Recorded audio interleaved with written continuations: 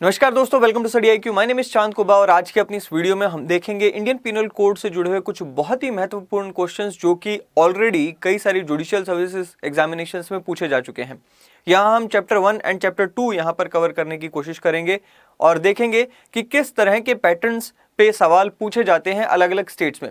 So let's begin with the video. सबसे पहले तो अगर आप मेरी वीडियोस की पीपीटीज डाउनलोड करना चाहें तो टेलीग्राम के इस चैनल को आप ज्वाइन कर सकते हैं।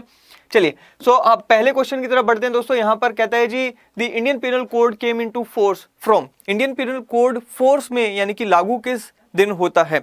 यहां पर चार ऑप्शंस हैं। ए 6 अक्टूबर 1860, बी है जी 1 सितंबर 1873, सी है 1 जुलाई 1882 and D none of the above. So आपने इसका आंसर गेस कर लिया होगा। सवाल को ध्यान से पढ़ना है। यहाँ पे पूछा जा रहा है कि फोर्स में किस दिन आया। ये नहीं पूछा जा रहा कि किस दिन ये बन गया था, पार्लियामेंट में किस दिन अप्रूव हो गया या फिर यहाँ पर किस दिन बना था, वो नहीं पूछा जा रहा। फोर्स में यानी कि लागू किस दिन हुआ। तो डी आंसर है नन ऑफ द अबव। आप एक चीज को समझ कर चलो कि इसकी एक पूरी स्टोरी है। स्टोरी का बैकग्राउंड है, बेसिकली चार्टर एक्ट ऑफ 1833 आता है जहां पर पहली बार ये निर्णय लिया गया कि एक कानून भारत के लिए इंडियन पिनल कोड की फॉर्म में बनाया जाएगा, जहां पर एक सब्सटेंटिव कानून बनाने की प्रक्रिया शुरू की जाती है इस एक्ट के तहत। इस एक्ट के तहत ये डिसीजन हुआ 1834 में ही। यहाँ पर लॉ कमीशन बिठाया गया और लॉ कमीशन जो बिठाया गया, first law commission of India यहाँ पर बिठाया गया 1834 में, जिसके चेयरमैन बनाए जाते हैं लॉर्ड थॉमस बेबिंगटन मैकॉले। इन्होंने ये जो एक्ट था बेसिकली ये 3 ही साल में पूरा कर दिया था। 1837 तक आते आते ये एक्ट तो पूरा हो चुका था, लेकिन उसके बाद हमें देखने को मिलता है कि पहली बार पार्लियामेंट में कब ये प्रेजेंट किया जाता है हमारी, वो है 1856 में। और वहां से जब ये पास होता है तो कब पास होता है, it was finally passed on 6 अक्टूबर 1860। और ये फोर्स में कब आता है यानी कि ये लागू कब होता है, तो होता है जी 1 जनवरी 1862। ये कुछ डेट्स हमें यहां पर याद रखनी चाहिए। चलिए, next is crime is said to be an act which is both forbidden by law and against the moral sentiments of the society. ये डेफिनेशन किसने दिया? अगेन, जैसे पहले वाला हमने क्वेश्चन देखा था कि ये हम हिमाचल प्रदेश में पूछा गया 2011 में, इसी तरह से ये वाला जो क्वेश्चन है ये भी पूछा जा चुका है। आपने बताना है कि किसने ये डेफिनेशन दी। सो ए है स्टीफेंस, बी है पॉवेल, डी है सी है पाउंड्स एंड डी है बेंथम। किसने दी ये जो है स्टेटमेंट या डेफिनेशन? सो इसका राइट आंसर है स्टीफन ने ये स्टेटमेंट दी। सर स्टीफन ने क्या क्या बात कही? कहते जी, a crime is an act or an omission in respect of which legal punishment may be inflicted on the person who is in default either by acting or omitting to act. So ये उन्होंने definition यहां पर दी। हमें इस तरह के सवाल भी पूछे जा सकते हैं। आगे, point out the incorrect response. कहता है जी, the essential conditions for criminal liability. और बहुत ही इंटरेस्टिंग क्वेश्चन है। आपने बताना है कि इनमें से कौन सा प्रिंसिपल जो है या जो कौन सी कंडीशन है वो एसेंशियल है क्रिमिनल लायबिलिटी किसी व्यक्ति की प्रूव करने के लिए। पहला ऑप्शन है जी, intelligence to distinguish between good and evil. यानी कि एक व्यक्ति में ये इंटेलिजेंस है या उसमें सोचने की क्षमता है, बुद्धिमत्ता है कि वो डिस्टिंग्विश कर सके अच्छे में और बुरे में। दूसरा है फ्री विल। तीसरा है knowledge that the act done is prohibited by law. And चौथा है knowledge of the fact upon which the good and evil of an act may depend. So fact की नॉलेज होना कि मैं जो काम कर रहा हूं एक्चुअल में उससे गुड और बैड तो नहीं हो रहा। सो बेसिकली इन चार में से कौन सा सबसे एसेंशियल एलिमेंट है? आप यहां पर इसे ना किस तरह से करोगे, बेसिकली आपका तरीका आई डोंट नो कैसा होगा, बट मैं जो यहां पर सोच रहा हूं कि इसे किस तरह से किया जा सकता है, तो यहां पर आप ये देखो कि पहले जो स्टेटमेंट है इसे अगर हम हटाकर देखें और इन चारों में से अगर हम इसे अप्लाई करें, राइट, अगर इन चारों में से इसे हटा दें या इसे लागू करें, हम देखेंगे कि भाई फ्री विल ना हो। अगर मेरी फ्री विल ना हो तो बाकी सब होने का भी कोई फायदा नहीं है। फॉर एग्जाम्पल, अगर मुझे गन पॉइंट पर रखकर कहा गया कि किसी को मर्डर करो या मेरे फैमिली मेंबर्स को गन पॉइंट पर रख दिया गया और मुझे कहा गया कि भाई जाओ किसी का मर्डर करो, अब ऐसे में मेरे पास इंटेलिजेंस भी है, ऐसे में मेरे पास नॉलेज भी है, नॉलेज ये दोनों ही तरह की है, लेकिन फ्री विल नहीं है। तो ऐसे में क्या हो गया, मेरे पास क्या ऑप्शन है? या मेरे को यहां पर कहा गया कि भाई ये पर्टिकुलर क्राइम करो, तो मेरे पास क्या ऑप्शन है यहां पर कि भाई मेरे पास तो फ्री विल ही नहीं है। So basically free will is the right answer. ये सबसे एसेंशियल एलिमेंट है। यूपी में 2011 में पूछा गया ये क्वेश्चन। सो ये कुछ एलिमेंट्स होते हैं जो कि यहां पर क्रिमिनल लायबिलिटी कॉन्स्टिट्यूट करते हैं, जिसमें एक एक्ट जो है वो ह्यूमन बीइंग की तरफ से होना चाहिए, मेंस रिया होना चाहिए, एक्टस रियस होना चाहिए, इंजरी टू अनदर पर्सन होना चाहिए और फ्री विल होना चाहिए। आगे क्या जी, go through the following statements and mark the correct one. इन चारों में से कौन सी, इन तीनों में से कौन सी करेक्ट स्टेटमेंट है? पहली स्टेटमेंट क्या कहती है जी, tort and crime are neither totally different nor totally similar. यानी कि टोर्ट और क्राइम जो है वो इस तरह से उनका जो रिलेशन है, ऐसा नहीं है कि वो दोनों बिल्कुल डिफरेंट हैं, और ऐसा भी नहीं है कि दोनों एक ही बात कहलाएंगे, नो। दूसरा है जी, murder is fully an offence. तीसरा है, trespass without an intention is only a tort. इसमें से आपको बताना है कि कौन सी स्टेटमेंट सही है, या फिर statement 1 and 2 are true, statement 2 and 3 are true, or all the statements are true or all the statements are false. So I believe आपने इसको गेस कर ही लिया होगा, answer C is the right answer. Bihar में ये क्वेश्चन पूछा जा चुका है, 2010 में क्वेश्चन पूछा गया। सो एक्सप्लेनेशन भी हम देख लेते हैं जी। कहते हैं जी, tort and crime are different in intensity. और इसमें क्या क्या डिफरेंसेस हैं बहुत ही अच्छे से हमने यहाँ पे एक्सप्लेन करने की कोशिश की। पहला कहते हैं जी, टोर्ट हार्म्स एन इंडिविजुअल। जो टोर्ट होता है उसमें एक इंडिविजुअल को हार्म पहुंचता है, लेकिन जो सोसाइटी को हार्म पहुंचाता है उसे हम बोल देते हैं क्राइम, राइट। सो क्राइम जो होता है उससे पूरी की पूरी सोसाइटी को यहाँ पर झटका लगता है। टोर्ट क्या है? सिविल ऑफेंस है। क्राइम क्या है? क्रिमिनल ऑफेंस है। फिर कहते हैं जी, टोर्ट में बी इंटेंशनल और ड्यू टू नेग्लिजेंस, जबकि क्राइम जो है उसमें इंटेंशन और यहाँ पर डिलीजेंस होती है, डेलिबरेटली ये क्राइम किया जाता है। कहता है जी, टोर्ट में क्या फाइल होता है? लॉसूट फाइल होता है। क्राइम में क्या होता है? क्रिमिनल केस फाइल होता है। और sentence of the tort is generally lax, यानी कि लेस होती है, और स्टर्न एंड डेफिनेट होती है क्राइम के केसेस में। चलिए आगे क्वेश्चन देखते हैं अगला। कहता है जी, a Spanish citizen who was residing in Paris instigated the commission of an offence which in consequence was committed in India. A Spanish citizen था, वहां पर बैठकर पेरिस में उसने इंस्टिगेट किया क्राइम इंडिया में, और वो हो जाता है। इसके लिए क्या वो लायबल है या नहीं, वो यहाँ पर चार ऑप्शंस हमें देखने हैं। पहला कहते हैं जी, he is liable as the offence was committed in India. दूसरा है, he is liable since the IPC also extends to extra territorial acts. तीसरा है, can be held liable because the offence was to be committed in India. And D कहता है जी, can not be held liable because the instigation was not given on Indian territory. आपने इसमें gas कर लिया होगा वैसे तो राइट आंसर आपके हिसाब से कौन सा बनता है? ए इसका राइट आंसर है। राजस्थान में ये 2011 में पूछा गया। अगेन सेक्शन 2 क्या बात करता है? भारत में होने वाले क्राइम्स की, या फिर intra territorial application of IPC की। और सेक्शन 3 क्या कहता है? सेक्शन 3 और 4 क्या कहता है जी? एक्स्ट्रा टेरिटोरियल और जो क्राइम्स होते हैं उनके ऊपर क्या आईपीसी लगेगा या नहीं, वो यहां पर बताया गया है 3 और 4 में। क्या कहता है जी? In order to invoke liability under section 2 the offences should be committed in Indian soil, but there are certain types of persons enumerated in section 4 of the code who are liable to be tried in Indian courts even though उन्होंने offence जो है वो outside India किया है। चलिए आगे बढ़ते हैं।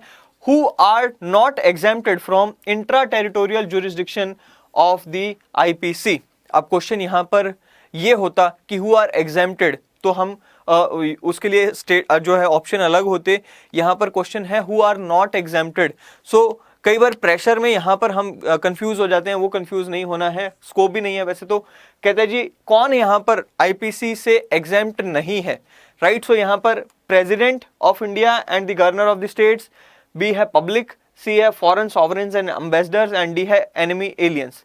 सो इसमें क्या करेक्ट आंसर होगा? The correct answer is public. Public के ऊपर आईपीसी लगेगा ही लगेगा, बाकी सब के ऊपर एग्जेम्पशंस यहाँ पर आ जाती हैं। 2011 हिमाचल का ये क्वेश्चन है। अगेन आप प्लीज अंडरस्टैंड, ये हमारे यहाँ पर कोड में जो है एग्जेम्पशंस किस किस को मिली हुई हैं। हमारे जितना जो गवर्नर्स ऑफ वेरियस स्टेट्स हैं, हमारे जो प्रेसिडेंट साहब हैं, हमारे जो फॉरेन सॉवरेन्स भारत में आते हैं, जैसे फॉरेन जो सॉवरेन्स हैं, जो फॉरेन हेड्स हैं, फॉरेन स्टेट्स के प्रेसिडेंट्स या प्राइम मिनिस्टर्स आते हैं, उनको यहाँ पर फॉरेन सॉवरेन्स को यहाँ पर एग्जेम्पशंस मिली हुई हैं। फिर कहते हैं जी, एम्बेसडर्स एंड डिप्लोमेट्स, जो बाहर के एम्बेसडर्स एंड डिप्लोमेट्स हैं हमारी कंट्रीज में आते हैं, उनको यहाँ पर एग्जेम्पशंस मिली हुई हैं। फिर एनिमी एलियंस को, अब एनिमी एलियंस के ऊपर आप कहोगे जी इनको एग्जम्पशन क्यों है, तो देखो भाई, अगर तो इनका जो क्राइम है वो वॉर रिलेटेड क्राइम है तो फिर ये क्या हो जाएगा? मार्शल लॉ के अंडर आ जाएंगे। लेकिन वॉर रिलेटेड क्राइम नहीं है तो फिर इनके ऊपर क्या आ जाएगा?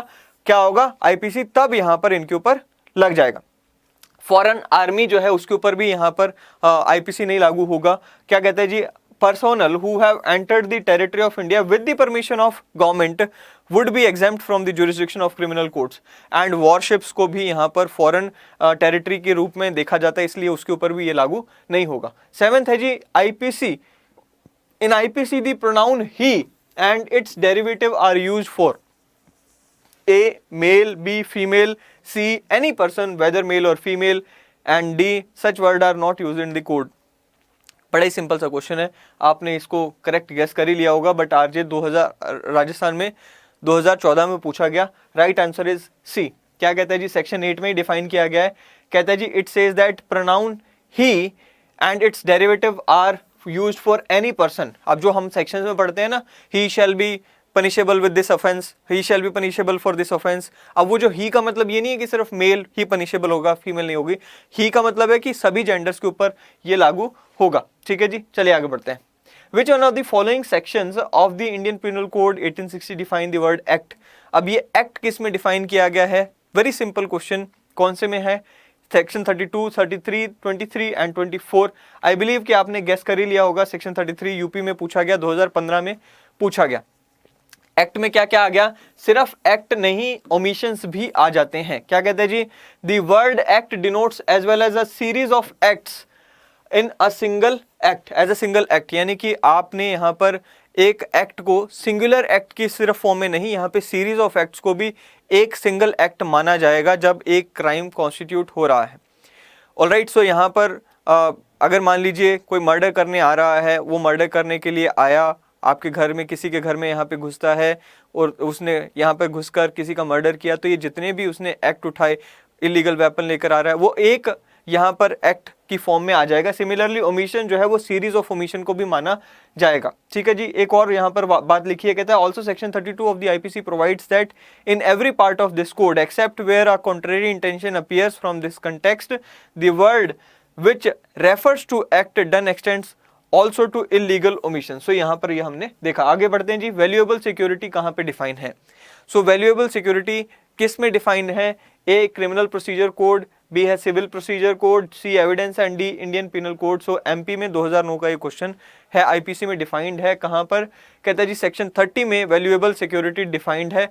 क्या है वैल्यूएबल सिक्योरिटी? एक ऐसी डॉक्यूमेंट जिससे किसी का लीगल राइट या तो क्रिएट हो रहा हो, एक्सटेंड हो रहा हो, ट्रांसफर हो, रिस्ट्रिक्ट हो, या एक्सटिंग्विश हो, या रिलीज हो रहा हो.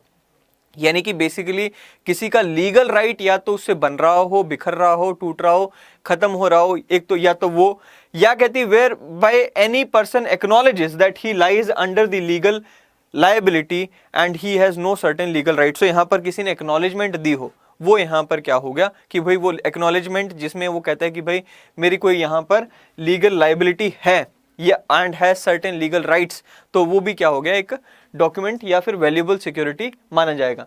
What is not movable property under section 22 IPC?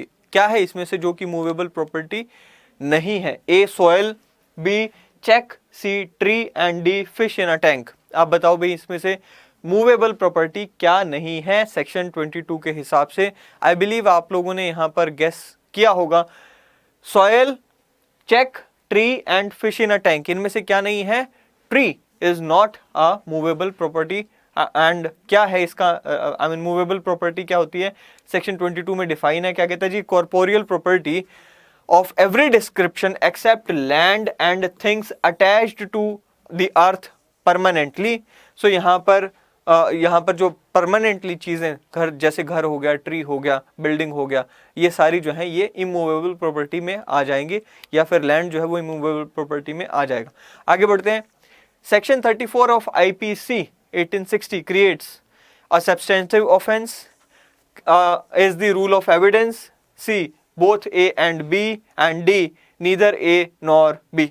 So section 34 क्या ये एक सब्सटेंटिव ऑफेंस है, क्रिएट करता है, या फिर एक एविडेंस का रूल है? सो वो आपने यहाँ पर गेस करना है. बताओ भाई A, B, C या D. सो इसका राइट जो आंसर है ना वो है B. ठीक है, अब ये क्या है? प्रिंसिपल ऑफ ज्वाइंट लायबिलिटी हमें ये प्रोवाइड करता है. क्या सेक्शन 34 यहाँ पे मैंने लिखा भी है. कहता है जी this section really means that if two or more persons intentionally do a thing jointly, it is just as if दोनों ने individually वो काम किया है। ऑलराइट, सो अगर 2 या 2 से अधिक लोग एक काम ऐसा जॉइंटली कर रहे हैं तो ऐसा होगा कि वो जैसे कि उन्होंने ये काम इंडिविजुअली किया है। ठीक है जी। The reason why all are deemed guilty in such a case is that the presence of accomplice gives encouragement, support and protection to the person actually committing the act. चलिए आगे बढ़ते हैं जी। In which of the following cases the Privy Council made distinction between common intention and similar intention? भाई बहुत ही important case है and बहुत ही repeated सा question है। अब बताओ इसमें से सिमिलर एंड कॉमन इंटेंशन के बीच में डिफरेंस क्या, कहाँ पे आया? ए बी के Ghosh versus emperor, B Mahboob Shah versus king emperor, C है Shri Nivasmal Barolia versus emperor and D है बन्नूमल वर्सेस एम्परर। अब देखिए इसका राइट जो आंसर है वो है B Mahboob Shah versus king emperor. ये महबूब शाह की पूरी ये जो है मैंने फैक्ट्स लिखे हैं, आप इसे पढ़ लेना पोज करके, ठीक है। एंड उसमें ये कंफ्यूज जो डिफरेंशिएट है वो किया गया है। आगे बढ़ते हैं जी। The principles of common intention applies only when at least 5 people are there, at least 5 persons are there, at least 2 persons are involved, at least 1 person involved or none of the above। बताओ भाई common intention कब मानी जाएगी? जब कम से कम 1 होगा या कम से कम 2 होंगे या कम से कम 5 होंगे? इसका जो राइट आंसर है वो है जी बी।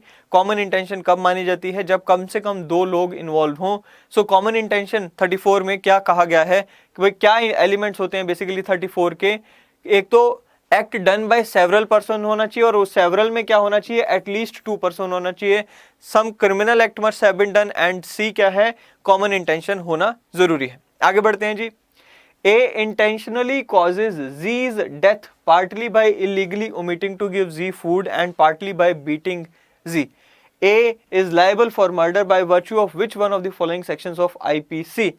पहला है section 36, B section 37, C 34 and D यहाँ पर क्या है 35। आप बताओ भाई इसमें से कौन सा सेक्शन लागू होगा? A 36, 37, 34 या 35 यहाँ पर आपको बताना है। The right answer is a. हमें देखने को मिलता है 36 में क्या कहा गया है? कहता है जी क्या कहा गया? Provides for affect caused partly bye act और पार्टली बाय ओमिशन। ठीक है, सो आपने यहाँ पर एक्ट भी किया, क्या मारा, ओमिशन क्या किया, जो आपकी लीगल ड्यूटी थी उससे आपने पूरा नहीं किया, आपको खाना देना था आपने उसे खाना नहीं दिया। सो ओमिशन हो गया और एक्ट हो गया। इन दोनों को मिलाकर भी अगर कोई एक्ट होता है तो उसका सेम इफेक्ट होगा as if it was done in the form of act। ठीक है, it is to be understood that the causing of that effect partly by act or partly by omission is the same as offense। ठीक है, चलिए आगे। The word injury in section 44 IPC denotes harm illegally caused to A body, B property, C mind and reputation and D all of the above। so इसका जो right answer है again section D है जो कि HSJS में पूछा गया और 2012 में पूछा गया है। सेक्शन 44 में इंजरी यहाँ पर डिफाइन किया गया है, उसमें बताया गया भाई कि हार्म कहीं पर भी हो, इलीगली जो हार्म हुआ है वो क्या बॉडी को हो, माइंड को हो, रेपुटेशन को हो या फिर प्रॉपर्टी को हो, ये सारा जो है इंजरी की डेफिनेशन में आ जाएगा। ये जो कुछ क्वेश्चंस हमने आज देखे दोस्तों, ये बेसिकली चैप्टर 1 एंड 2 को मैंने कवर करने की कोशिश की है और ट्रस्ट मी ये ऐसे क्वेश्चंस हैं जो बार बार रिपीट हुए क्वेश्चंस हैं। सो आप अगर ये वीडियो देख रहे हो तो इस इंटेंशन से या इस अंडरस्टैंडिंग से देखना कि ये ऐसे टॉपिक्स हैं जो कि बार बार अलग अलग फॉर्म्स में घुमा कर पूछे जाते हैं। इन टॉपिक्स को देखने का सबसे बड़ा जो पर्पस है वो यही है। आई बिलीव कि आपको ये सारे क्वेश्चंस आज आते होंगे। अगली वीडियो में फिर एक बार हम मिलेंगे तो ऐसे ही कई सारे क्वेश्चंस के साथ मिलेंगे और देखेंगे कि कौन से ऐसे एरियाज हैं जो कि एग्जामिनर्स के फेवरेट एरियाज बन जाते हैं over the period of time और जिसमें से कई सारे क्वेश्चंस हमें पूछने को मिलते हैं। इसमें मैंने सारे अभी एरियाज कवर नहीं किए हैं, चैप्टर 1 2 के कुछ एरियाज इसमें भी रहते हैं। अगली वीडियो में फिर जब मिलेंगे तो एक बार और ऐसे ही क्वेश्चंस के साथ मिलेंगे। So till then thank you and have a great day ahead.